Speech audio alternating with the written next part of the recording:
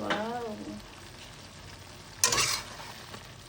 Isang hipon na may pusit at konting dahon ng kangkong at sibuyas, dahon, and cheese. Siyempre, ginisa natin yan sa butter, no, para lalong sumarap.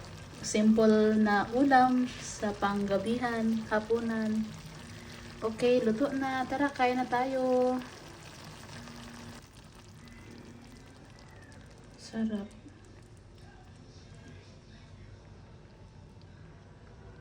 Nagbibigay kulay yung kamatis dyan.